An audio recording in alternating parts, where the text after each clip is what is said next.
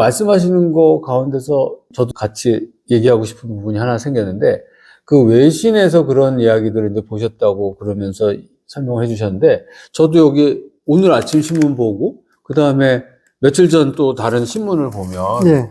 이게 뉴럴링크에서 반도체를 뭐 이름을 갖다가 텔레파시로 정해가지고 뇌에다가 이걸 심었다. 그래서 이제 그냥 텔레파시로 온라인으로 체스 게임을 자기가 해봤다. 그래서 뭐 대단하더라. 뭐 이런 이야기와 함께 또 다른 뉴스에 보면 최첨단 휴머노이드 로봇 그레이스가 한국을 방문한다. 네. 그래서 뭐 3월 말에 방문한다. 뭐 이런 뉴스도 나와 있어요. 예. 그래서 아니 그러면 이제는 정말 로봇하고 같이 살아야 되는 세상인 것 같은데 네.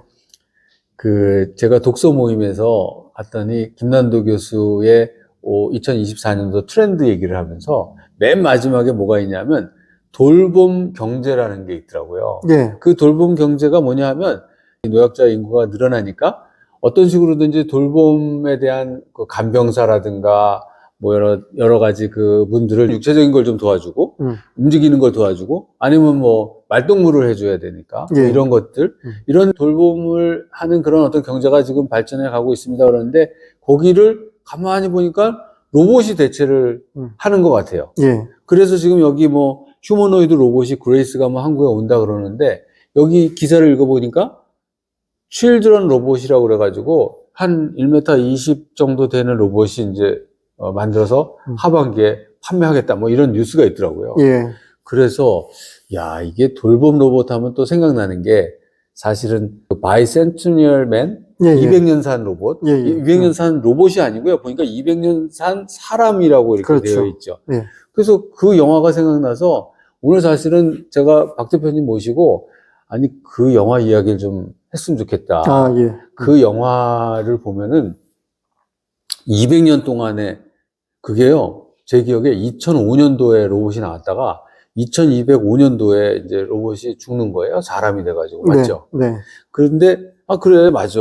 박 대표님이 그거 원작 번역하셔가지고 아, 예, 예. 하셨던 것 같은데 예. 그 로봇을 보니까 그게 분명히 돌봄 로봇이었거든요. 예. 그래가지고 이제 영화에 시작할 때 보면은 로봇을 배달 받는 것부터 이제 시작을 해가지고 그 로봇이 이제 여러 가지 상황들이 막 벌어지는데 그 영화를 보면서 생각이 드는 게 몇 가지가 있습니다. 그래서 그 영화에 대한 스토리를 오히려 박 대표님이 짧게 한번 설명해 주시고 이게 유튜브에도 그 영화에 대해서 요약본이 다니더라고요. 저도 봤는데 그거 기왕에 원작을 번역하셨으니까 바이센트니얼 맨의 내용을 줄거리를 짧게 한 2, 3분, 5분 예, 예. 한번 설명해 주실래요? 예, 예. 다른 분들도 좀 보시고 같이 공감해서 이제 이런저런 얘기를 좀 더 할 수 있을 것 같습니다. 예, 바이센테니얼 맨이라고 이제 영화 제목이고 1999년 작품이죠. 근데 원작 소설은 1970년대 중반에 나온 중편 소설이에요. 중편 SF 소설이고 휴고상이라고 해서 세계적으로 가장 권위 있는 SF 문학상도 받았던 소설이고 그리고 이제 이 소설의 작가가 이제 아이작 아시모프라는 또 유명한 SF 작가. 그래서 이 작품의 이제 간단한 줄거리는 이런 거예요. 가까운 미래에 미국의 어떤 이제 중산층 가정에서 새 로봇을 하나 구입을 합니다. 가정용 뭐 집사 로봇이라고 할 수 있는 휴머노이드 로봇이죠. 사람처럼 생긴. 그래서 이 로봇이 집에서 뭐 온갖 허드렛 일, 심부름 다 해주고 심지어 그 집에 있는 아주 어린 애들하고 놀아주는 일까지도 하게 되는데. 맞아요. 영화 보니까 그렇더라고요. 예. 어느 날 이제 2층에서 애들이랑 놀다가 잘못해서 이 로봇이 떨어져요. 1층으로. 그 큰 딸이 그 시키는 대로 하라고 그래가지고 창밖으로 떨어지라고 했더니 진짜 떨어지더라고요. 예. 네. 그래서 그 충격으로 이 로봇이 전자두뇌에 어떤 좀 이상한 손상이 갔는데 그것의 부작용으로 해서 그때부터 로봇한테는 원래 있어서는 안 되는 또는 있을 수 없을 거라고 생각했던 인간만이 가지고 있는 어떤 그 창조성이라는 성격이 생겨버려요. 그래서 그때부터 이 로봇이 뭐 예쁜 목공예품을 이렇게 조각을 한다거나 또는 또 이런저런 여러 그 인간들의 자료들을 모아가지고 자기가 새롭게 창조적으로 새로운 발명 특허를 낸다거나. 막 공부를 열심히 해가지고 그쵸. 뭘 만들어주고 막 이러더라고요. 예. 그래서 이 로봇이 그렇게 새로 만들어내는 뭐 공예품이라든가 또는 발명 특허라든가 이런 걸 통해서 돈을 벌게 되죠. 네, 맞아요, 네, 맞아요. 네. 그래서 돈을 많이 벌던데. 네, 돈을 많이 버니까 이 로봇의 주인이 어느 날 이 로봇한테 이거 다 네가 번 돈이니까 내가 주인이니까 원래는 다 이제 내 돈이 돼도 상관은 없지만 돈의 절반을 너한테 줄 테니까 이 돈 가지고 네가 하고 싶은 거 한번 마음대로 해봐라라고 해가지고 이 로봇의 이름으로 계좌를 만들어서 거기다 돈을 넣어주죠. 글쎄요. 그 부분이 네. 이제 제가 보기에, 저 그 장면을 보면서, 아니, 저게 어떻게 가능하지? 그러니까 은행에 가서 뱅크 어카운트 만들어 달라고 그러니까, 아니, 이걸 어떻게 만드냐라고 하는데 만들어 주라고 얘기를 하는 그런 장면이 기억이 납니다. 예, 예. 그래서 그런 것들이 있었고, 그 다음에 또 그 진행되면서 또 재미난 얘기 있던데. 예, 그래서 이 로봇이 돈을 벌어가지고 이제 뭘 하냐면 자기 몸을 조금씩 인간하고 비슷한 모양으로 이제 바꿔나가죠. 그러면서 맞아요, 맞아요. 이제 제목이 200살을 맞은 사나이라고 한 게 뭐냐면 이 집안에 이제 아주 어린 아이가 나중에 다 자라가지고 성인이 되고 또 결혼해서 또 후손을 낳고 그러잖아요. 맞아요. 그렇게 세월이 200년이 흐를 동안 이 로봇이 이 집안 사람들하고 같이 계속 동고동락을 해요. 그렇더라고요. 네. 한 4대에 걸쳐서 그렇죠. 처음에 산 사람이 있었는데 그 아버지의 둘째 딸하고 친하게 지내다가 둘째 딸의 손녀하고 나중에 이제 그렇죠. 사랑에 빠지는 그런 과정이 예, 있더라고요. 예. 그래서 그 긴 세월 동안 그럼 이 로봇이 왜 그 가족들하고 그렇게 끈끈한 관계를 유지했는가?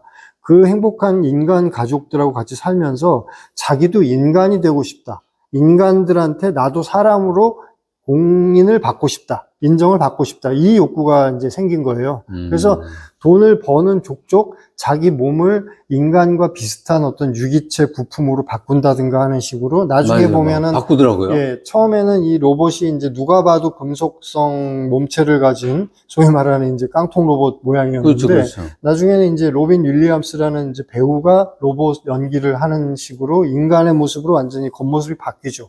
그런데도 사람들은 이 로봇을 인간이라고 인정을 안 해주죠. 그래서 제일 마지막에 마무리가 뭐냐면 이 로봇이 가만 생각해 보니까 내가 인간으로 인정받지 못하는 가장 결정적인 이유는 인간은 수명이 유한하다. 근데 나는 죽으니까. 계속 부품을 바꿔 끼고 하다 보니까 나는 안 죽고 계속 사네?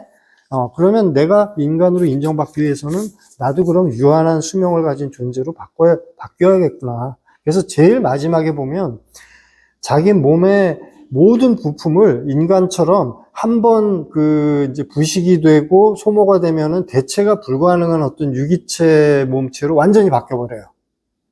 그래서 보니까 말씀하셔서 기억나는데 거기 이렇게 막 피도 집어넣고 그렇죠. 뭐 그런 식으로 거의 뭐 사람하고 똑같은 상황을 만들어 가고 있더라고요. 예. 네. 그래서 이게 이제 좀 오래된 작품이니까 스포일러가 될 수도 있겠지만 그냥 말씀을 드리면 200살이 되는 순간에는 이 로봇도 이제 인간하고 다를 바 없는 늙어가는 회복 불가능한 몸을 이제 가지게 됐거든요. 그러다 보니까 침대에 누워가지고 이제 거의 이제 죽을 때가 다 돼서, 그 TV 화면을 이렇게 보는데 인간들이 이제 회의를 해가지고 이 로봇을 인간으로 인정한다라는 그런 뉴스를 보면서 눈을 감죠.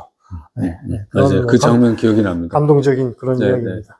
근데 그 로봇은 희한하게 지금 우리는 어떻게든지 뭐 그러니까 영원히 좀 살고 싶어가지고 뭐 이것도 좀 바꾸고 저것도 바꾸고 막 이렇게 가는데 거기서는 거꾸로 로봇이 사람이 되고 싶어가지고 그렇죠. 그런 과정이 있더라고요. 네네. 그래서 이제 나중에 이 부분은 우리 박 대표님이 이정환 교수님도 아시니까 우리 셋이 모여서 좀 수다를 한번 떨어야 되는데 예. 철학적인 이슈가 이제 그렇죠. 들어가 있는 거더라고요. 네. 그래서 한번쯤 생각을 해봐야 되는데 그 영화를 통해서 이 200년을 산 남자, 이 바이센터니얼 맨을 통해서 뭐 좀 생각해야 될 게 거기 보니까 정말 저 사람한테 뱅크 어카운트를 만들어주는 거예요. 은행에서 계좌를 만들어주는 거예요.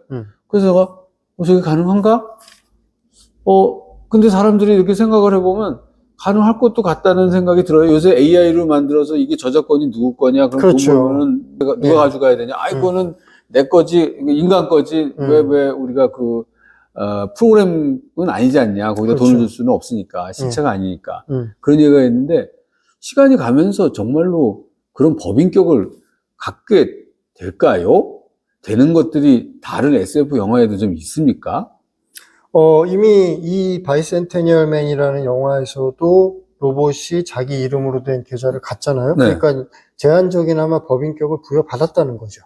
네. 그리고 이제 말씀하신 것처럼 지금 이미 SF가 아니라 현실에서도 AI나 이런 것들이 만든 그 창작물들, 이런 것들에 대해서 저작권을 어떻게 해야 될지, 뭐 프로그램을 만든 사람이 그 수익을 가져가야 될지, 아니면 그 프로그램을 이용해서 실제 창작물을 만든 사람이 가져가야 될지, 아니면 배분을 한다면 배분 비율은 어떻게 해야 될지, 이게 지금 한창 논쟁 중이거든요. 아직 정해진 게 없이. 맞아요. 그래서 우리가 AI나 로봇한테 법인격을 부여한다라고 했을 때 여러분들이 이제 좀 착각하지 말아야 될 것이, 이게 AI나 로봇을 배려해서 그들한테 법인격을 준다는 얘기가 아니고, 우리 인간들의 편의를 위해서 인간들끼리만 이걸 가지고 배분 비율을 가지고 싸운다거나 저작권이 누구한테 있니 뭐니 이런 걸 가지고 계속 소모적으로 논쟁을 하면 시간 낭비이기도 하고 인력 낭비이기도 하니까, 편의상 AI한테 계좌를 하나 만들어 놓고 돈을 거기다가 일종의 공탁금 형식으로 예치를 하는 거죠.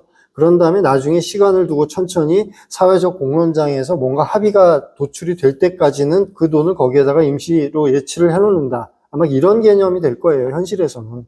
그러다가 이제 이건 또 다른 얘기지만 나중에 뭐 AI가 이제 강인공지능이 된다거나 자기가 자기 판단으로 뭔가 경제 행위를 하겠다고 하는 AI가 나오게 되면, 그때는 또 그것 때문에라도 우리가 인간들이 편하자고 AI한테 어느 정도 법인격을 부여하고 경제 행위의 주체가 되는 것을 허용해 줄 수 있는 그런 세상이 제가 볼 때는 또 가능하다고 봅니다.